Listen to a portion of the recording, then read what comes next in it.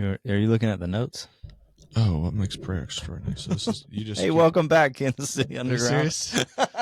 Why do you do this? I knew you were on a different screen, so I was like, I'm gonna hit start. Looking at our notes, our outline. Unbelievable. Hey, we're glad you're here, and man, we're like at least 3 weeks into the new year. If you're even tracking with us live, if you're not, it might be like 28 weeks into the new year before you're hearing this episode. I don't know why I ground the episodes in time, because you get weird things like it's about Christmas time, and I think we just had a episode released where I'm wearing a Halloween costume. So I have my ugly sweater out there too. I brought it. I'm just excited that you would wear something different. I should have gone and put that on. Anyway, I'm wearing a vest. The last 2 episodes, though, if you're tracking with us live, we've interviewed some hub directors. But today we're jumping back into these 9 paradigm shifts that are found in the missionary pathway that Cory's writing a book about. Oh, wait, just an article. My bad.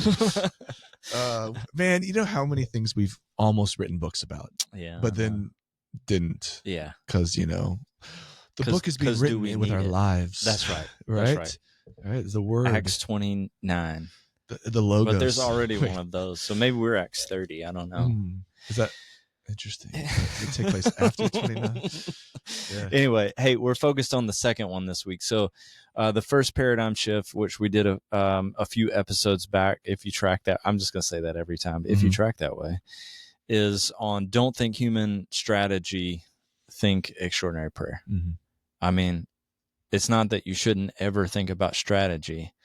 It's just that if you're thinking disciple-making movements and you want to see viral disciple-making, you want to see multiplication, generational growth, you can never strategize to make this happen.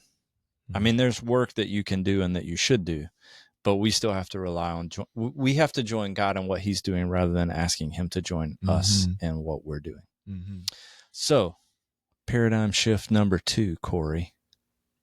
Do you want to hit it? Or I do. I do. I thought you were just talking to me. Paradigm shift number 2 is we plant the gospel in existing networks of relationships rather than extract people so that we can bring them to church or disciple them in another environment. Nothing about this topic or this episode is going to be new at all. What I mean, in some ways, we have said this 8 billion times, but what? We do what we do, and we keep doing it over and over again. And it's so important to spend some time looking at this one. Yeah. And we want to tell some stories about why. And that should just be where we start. Why is this at the top? Man, I think every time we interview someone, so we also just interviewed Sarah Jackaway and Morgan Greer, part of Serve Hub, but that was a handful of weeks ago, I imagine, when that actually came out. It would literally be just the last perfect. episode. That's what I said. If you listen that way. I did listen that way. And for us, it may have been even minutes ago, but I didn't have this vest on. That's true. So it's a whole, it's a whole new day. It's a whole different thing. Yeah. We always hear stories about it. Like somebody's like, yeah, they're not going to go to church with me. They wouldn't do that. Like I know that from conversations. So it's like, or they literally told me they won't. Yes, which has happened many times. Yeah. Like we have story after story of that. And so that can be a group of, like Sarah's story was like moms at the school that she's a part of, or Morgan's story, where there were like juveniles in in the detention center. Like they can't. That's not that they won't go to church. They can't go to church. They can't. So you got a lot of can'ts. You got a lot of won'ts. And then you got a lot of in-betweens that are probably going to not be, they're going to be won'ts also in some ways, or at least it's not on their radar. There's a large jump. I think traditional way of thinking, because remember, we're not saying this is right, this is wrong. Right. Obviously, we lean towards this whole movement way of thinking. Of course, that's why the whole article, the whole paradigm shifts is all about that. But we're not saying, okay, it's not wrong to extract people from their world to disciple them. There's just positives and negatives. Positives, you can create a whole culture, right? They're going to be in this new thing and they can learn and so much and grow in this safe environment, Negatives, probably not going to multiply. It's probably not going to reach network to network, person to person, right? It's going to take a lot of time, all that stuff. So as we think about becoming movement missionary minded people, disciple makers out there, fundamentally, we have to be people who take the gospel to people and start right there, planting a new place. So it actually begins to grow from nothing out there amongst people who probably wouldn't come here. And then there you have this freedom. I'm moving my arms a lot, right? You are. Have you seen this? Because things are growing out there and then can continue to grow. Like the good things can grow wild when it's planted out there, right? I feel like there should be some kind of documentary on like organic farming or something that you should talk about. We should talk about the biggest little farm. What? Oh man, there's a thing. So yeah, by the way, inside joke, but kind of inside. If you've been tracking that way, you could hear Brian talk about this a lot. But anyway, so this whole concept of planting the gospel, brother extracting, is, I mean, in many ways like the spine of the structure that we talk about. I'm gonna hit like two quick reasons. Like I'm gonna summarize two reasons, and maybe you can jump into some like, what's biblical foundation for this? Where do we see it in Scripture? What are some like, we want to stand on a biblical foundation always. How does Jesus teach us how to do it? How does Paul in the New Testament build on that? So everything Cory is saying, absolutely right. Sum it up. Why is this shift necessary? Number one, if you think an extraction model, you're disrupting networks of relationships, which hinders multiplication because people are leaving their relational environment, their relational network, and they're losing that proximity and capacity to influence people. And it's happening over here, and their lives are just disjointed. Brian, keep talking. I'm going to get my Bible. We'll be back in 10 seconds. So that's like one reason why this shift is necessary. Reason number two why this shift is necessary: planting the gospel in existing networks. So this is really just the opposite side. This is the flip side of what I just said. Planting the gospel in networks of relationships, what already exists, whether it's family, workplace, friend groups. This is all of what Cory was saying. You're cultivating that ecosystem, that the soil in that space. The people that they're connected to are watching their life being transformed. They're transforming together. Watching that communal transformation is going to influence others who are in their relational orbit, which all of this is pointing toward multiplication being possible. And again, all of these shifts are not saying, it's not about the right way to do Christianity. It's in light of a movement framework. Right. These shifts are necessary. That's exactly right. Yeah, man, that's good. Like, it's funny because we use so many of the same scripture references, but it's not like it's all over. I mean, it's permeating the New Testament. So we talk about a lot of these because then most of them are finding the belonging in the book of Acts, because that's the story of where the gospel, that's what we have, the spreading. Like, so it's like the nature in which the gospel spreads has kind of a characteristics, DNA, that is worthy to note. It's of note because it's different than we've always lived on this other side. We're saying these are paradigms that belong in kind of this way of thinking, and then there's some of these paradigms. Like the way the gospel spreads, it's really, really, really hard to make an argument that it belongs in kind of the traditional way of thinking paradigm, right?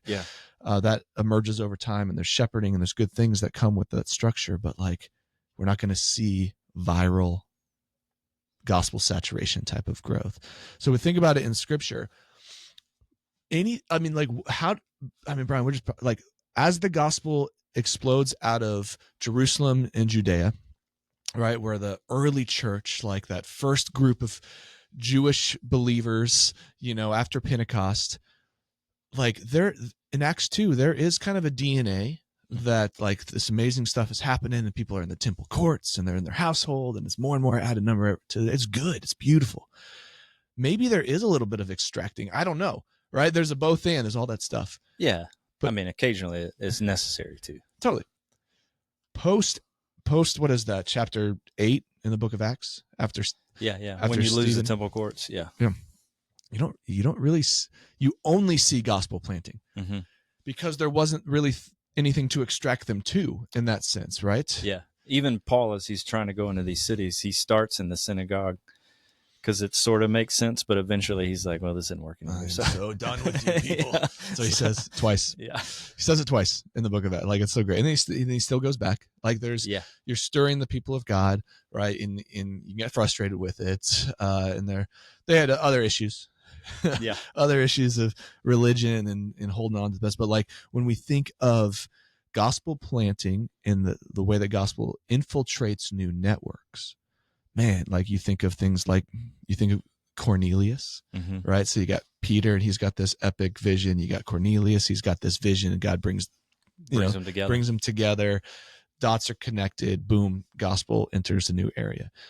We talk about Acts 16 all the time. Lydia, the household, the jailer, right? So the gospel enters into Macedonia, right? Philippi, right? And enters into, it's planted, and then Paul leaves, right? And so you have this new area. Now you got this new family, and so it's like each story, as you track through the book of Acts, is going and planting in it's church planting all the time. And then like the trellis, the way that the elders, the leaders, all of stuff that is emerging from planting new things. A new thing is being birthed. Well, like, we don't have a framework sometimes for that. We have a framework for it in unreached people groups, mission fields in the Middle East or Africa or whatever it is in your mind that missions is. People have never been there before, never heard of Jesus, whatever. Well, that makes sense then, right? That makes sense to start from scratch because there's nothing there to extract them to. Like, but what if like so many of the people in our context, it's as if there's nothing to extract them to. Like, they don't have a framework for church. They don't really care about it, or they have negative feelings towards it. So if we can just get to a point and we can celebrate the churches in all of its form, but also understand, well, what if I just like, that's not even, if that's not the option, because my neighbor ain't ever going to go there. Yeah. Go ahead and live that way. Dude, I get to live in this frame. I get to fully invest in the planting of the gospel framework. Yeah. I recently was writing about this whole idea of whether or not we should extract people or plant the gospel in relational networks. And I was doing some research on how Jesus did this. And I read some new things that I guess I knew, but didn't pay attention to before. So I'm just going to read it to you. What you wrote? Yeah. Ooh. This is an original, Brian Johnson. Well, I mean, it's research, so I'm stealing other people's This is original research from Brian Johnson. I just wrote, Jesus understood he needed to know some people and work within existing relational networks. That's the opening sentence. He started with his cousin, John the Baptist, who already had a significant crowd of spiritually interested people. And according to the book of John, Jesus invites 2 of John the Baptist's disciples to follow him. So like Jesus is working within an existing relational network. And John writes, Andrew, Simon Peter's brother, was one of these men who heard what John said and then followed Jesus. Andrew went to find who? His brother. We quickly learn this is Peter. The next day, Jesus invites Philip to follow him. Where's Philip from? Bethsaida. This just happens to be the home of Andrew and Peter. Guess what Philip does? He goes and finds Nathanael. So Jesus, like his first 4, right? Like he's working within, these aren't just 4 random guys that Jesus just happened to find. He's like, okay, my cousin, that's literally my family member, John, already has this crowd of people. And so, and they're leaning in, right? They're spiritually interested in what's going on. So he invites one of them, and that dude's like, hey, I got to get my brother. And then they invite this other guy who's clearly from the same town. We're not talking about millions of people either. These are, these are small towns. Yeah. These guys knew each other. And the point was like the best place to start in identifying to whom you've been sent to make disciples is look at the existing relational network in which you already exist. Jesus modeled this for us. I like it, dude. He didn't just walk around and find 4 random guys. It was like, I'm just going to look at the relational network that I have access to and invite from there. That's insightful. You should write a whole article about that. Well, again, I was reading from someone else. No, that's a great original ideas, man. No, that's really good. So I mean, I see, gospel planning. I also see team building. Mm-hmm. You're starting with the people that you know, and it's ironic because the team is kind of becomes itinerant. So people will sometimes be like, well, Jesus invited them out of their network. But kind of, he more invited teammates in an itinerant missionary journey to go find people and plant the gospel. Well, and you're saying he invited teammates, and it's also like he did, but it took him a while to be effective teammates. Yeah, like he had to disciple them to that level. Like they didn't start out as teammates. Yeah, kind of. I mean, but they were low level teammates. They were part of the work from day one. Absolutely. But yes, it's not like they were this like seasoned missionaries. Right. Like, but that's and again, it's like it's also reframing and understanding when we talk about not extracting to disciple in another place. But disciple making within a network. What do we mean by that? We don't mean a bunch of knowledge transfer. That's right. So you are inviting, you're like Jesus is inviting with the intent that they'll become teammates. It doesn't matter how good they are in the beginning. I didn't mean to downplay that. Yeah, no, I hear what you're saying. But it's like he invited them into his life to go, one day you will do this too. Mm-hmm. So you have to come with me. Mm-hmm. But they're also living in their relational world. So let's talk that's so good. No, I'm not pushing back. I'm just like, yeah, man, thinking about like what that looks like for us and the language that we're talking about and how in the extract versus planting conversation, it's like when we do our disciple making missionary pathway training, we generally say, who are you called to and who are you doing it with? Mm-hmm. And all of that is still planting. It's the planting idea. Like who's coming alongside you as you plant the gospel in an area? Is it like someone who's like right straight on the ground with you? Like it's your neighborhood and you have another neighbor who's a believer and you're getting that. I mean, you're planting together. Yeah. You're co-farmers. Yeah. In an organic farm, right? You're co-farmers. Or is it some like a teammate that might have your back and they might be in a different context and you guys are encouraging one another, but like that, it's two sides of the same coin. Planting the gospel teams alongside of others in new places.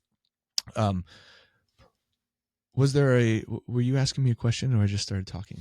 You just started talking. Was it good? It was good. Worth talking? Okay. Totally. Thanks, I was going to push us toward like the practical strategies, which is sort of where we were both headed in that. Is like at the end of that, I'm saying like as we train people, we're saying identify the specific network of relationships in which you already exist. So as you think about making this shift from I got to extract people to go to that thing, or I'm going to just do disciple making within a network of relationships, where do you start? Mm-hmm. Well, you start with people you know.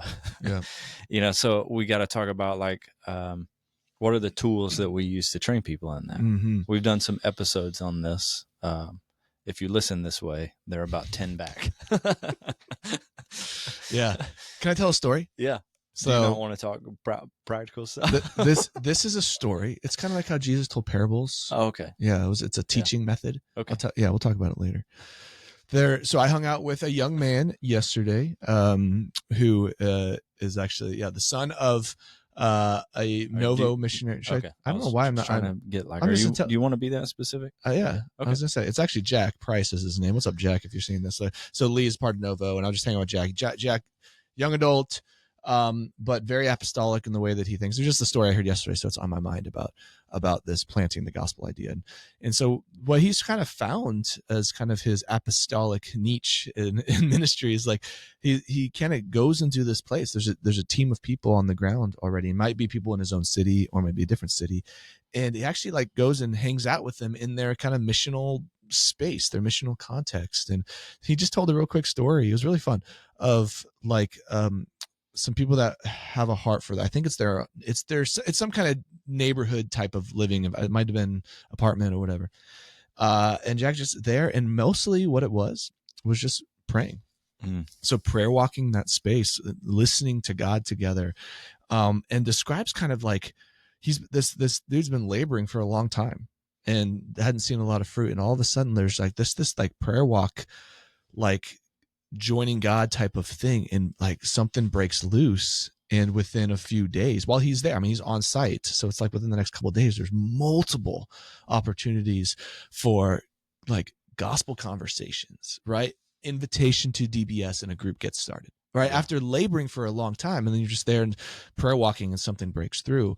That like very much, like we can have all these different strategies and stuff like that, but very much like when God's doing something probably in the environment in which you're planting the gospel. Yep. He's at work. Our job is not to do all these things, it's like to join God in what he's doing and to be co-laborers alongside the Lord of the harvest. And he will, and like there are opportunities, maybe it's just prayer that breaks things open. Yeah. And we can sit here and we ask all these questions like, how do I have this conversation with this person? Or they're never going to want to talk about this or whatever. And then boom, because God breaks, we've got a story in our own world where through prayer and fasting in our neighborhood, there's somebody had a deep encounter with the Lord. Yeah. A deep, I would tell details if I could. I just was telling Brian about it this week. Just like a deep encounter with God by themselves, and describes it later, like Googling, what does a, encounter with the Holy Spirit look like? Someone who's never known what that could possibly mean. Like something happens out there when we join God in what he's doing. Things can break loose, and then boom, let's start discipling from the ground up. Let's start new groups, new churches, right? So it's like, I think when you get practical, yeah, we talk about gospel conversations. We talk about Discovery Bible Study as the main tool of disciple making. Yeah. But man, so often it's just joining Jesus and doing what he wants you to do in that space. Yeah. It's the main tool that begins it. And then it's just a whole lot of figuring out life as you go, like in a holistic, long-term relationship. Like if you're planted in a neighborhood, it's like, man, this Discovery Bible Study is always going to be the foundation and what you return to over and over and over and over and over again. And it's also going to be a lot of like, long spiritual conversations about what does parenting look like now? What does, you name it. What does being married look like in this? How is it different now because I'm following Jesus and surrender to his lordship? If you're like in some of the conversations you're saying where you're like, you're an outsider planting it within an existing and then leaving, it's like, how do you walk alongside what forms and encourage and strengthen leaders? But again, even the whole time while you were talking there, I just kept thinking like, man, so much of this is still going back to, it's like all of this is rooted in an idea that we want to see the fullness of the kingdom come really throughout the whole world. But we have like our little corner of the world in which we live. Yeah. And we have some stewardship and some influence to see the gospel flourish here. And so what we as a network have done is said, how do we walk alongside individual leaders to help them plant the gospel in existing network of relationships for the sake of the city in which we live? Yeah, that's good. So like my dad was coming to mind, like, this, you're working in a prison context. It's like, you got to plant there's existing networks of relationships. And it's like the gospel was planted in there. He's not on the inside. He comes in and leaves every day, but he's planting it. And now there's multiplication that's beginning. I mean, it's like every one of our micro churches is that way. I was thinking about awakening. Yeah, there's a handful of stories really brewing with our young adults, like early on, a different context of like, we got some nursing students who are regularly engaging Discovery Bible Study with non-churched nursing students. We got families of people who don't know Jesus at all, with a lot of brokenness, that are now beginning to like regularly gather and worship. Awaken to me is like you could almost go, well, you guys pulled some 20-somethings out of existing networks of relationships to disciple them. But like you're discipling them in a way to understand they're planting back. And it's a limited time that you're with them to go like, hey, 9 months. But the whole time you got to be thinking, what is your existing network of relationships? I'm not going to go like the leaders that you're discipling. You're not looking at them going, all right, bring your unreached friends and I will share the gospel with them. Yeah, exactly. Like, you're training them in a way that says limited season, intentional modeling and practices, debriefing, and constant sending and debriefing. And so there are places where it's helpful to go like, we're not saying don't ever ask anybody to leave. Like, no, you can't come hang out with me over here. No. Yeah. It's like, you got to kind of understand what the season is, what you're coaching toward, what you're training toward, for the sake of the multiplication that will result. Yeah. It's like we're always trying to find ways to mobilize people so they can go and plant the gospel in different places, or their own space. I mean, I think, we talk about 0 hour and the high school strategies. These are different strategies, but they're similar. Like they're purposely creating teams of people, of high school students who are already believers in their schools. So they're not extracting them out of the schools, but within that environment, they're gathering them, right? And they're like really strategically, even under this banner of like, okay, we're all part of 0 hour, right? But they're gathering every week to pray, talk about what God's doing amongst their friend groups, what DBSs are getting started. Yeah. So it's you're being creative in how to mobilize people and who will plant the gospel. That's all part of it. I mean, that's relational. That's strategic. Jesus, what you described, Jesus did that. Yeah. He was mobilizing people to plant and to catalyze new things. So yeah, it's all part of it. Like, I think there's a level in which to think about planting the gospel that's beyond, here's the programmatic way to do it. Yeah. Pray, start a discovery Bible study, becomes a church. Like, yeah, there's a lot of truth to that. There's also there's so many, every step of that, I always say, is so miraculous. Yeah. So that strategy and the way that plays out differs because God's always doing something new, But the flow of it, to go a little deeper, is like, man, if you're moved by the stuff we talk about on this podcast, and you're like, man, how does this all work? Like, this paradigm shift is a really important one. Mm-hmm. After you buy into the prayer one, mm-hmm. Step 2 is like, all right, I can't think about just inviting people, because it's going to work for some. They'll engage a sacred religious environment, but it's just not going to work for everybody. So if you're moved, like, hear us say, we believe in this paradigm shift to think, not extracting people out of networks of relationships, but empowering all of God's children to make disciples within their existing networks of relationships. How do you do it? Well, decide to whom you've been sent. Where do you already have some sort of relational capital? Begin to pray for those people. Begin to have casual conversations that would lead to spiritual conversations. Look for those podcasts on how to do that. So many good podcasts about it. And then invite people to discover Jesus in the scripture, and then invite them to surrender their full life to him, and then walk with those people, and then help them identify the network of relationships in which they already exist, or become teammates in that environment together. So it makes so much sense when you say it like that, Brian. That's a lot of human strategy, it feels like, but it's not. It's the way Jesus did it. Yeah, it's all throughout the Bible, and it just makes it. I started this little article I was writing about these 9 paradigm shifts I haven't done anything with yet, but you have an idea of what to do it with. Absolutely. Like, starting with my own story of the closest thing I had to a faith crisis was not some weird, like, worldly temptation or some major, like, event in my life. It was reading the book of Acts. Mm-hmm. Isn't that weird? It's like my faith crisis came from reading the book of Acts, not because I don't think it's true, but because I think it's true. Yeah. And it's not true in my life. Yeah. Like, that messed me up, man. Like, and it was all around the same time that I started hanging with people, read church planting movements, all that stuff. Was like, this was forever ago. This was 2006, because we are so old. It was almost 20 years ago that, I'm just like having that, like that thing in my brain. The planting the gospel part of this carries with it so much of the DNA of movement and what we're trying to do in underground. So much of it, right? That it encompasses all the things that we've already talked about. But if we don't get that piece, then we're not actually kind of walking this other pathway. Yeah. Like, it's that important. Like, we can, like, look for what God's doing in our neighborhood, and we can have gospel conversations. But if our strategy is still to extract, it will not run free. Like, it will not reach a city. It will not reach my whole area. Like, that's the idea, like the mindset of gospel saturation, of disciple making movement, of reaching more people.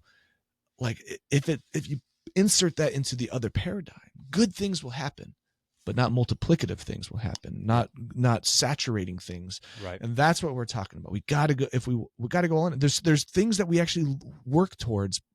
We work towards starting discovery in Bible study environments. We work towards seeing micro churches, because those are forms that exist in our brain.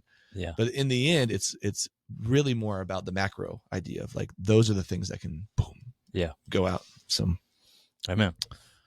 Good talk. Thanks, man. Yeah. Is that it? We're done? I think that's like it that's a for solid this conclusion. one. Yeah. So next time we'll either hit another interview with a hub team, or we might do another one of these episodes, or we might interview somebody.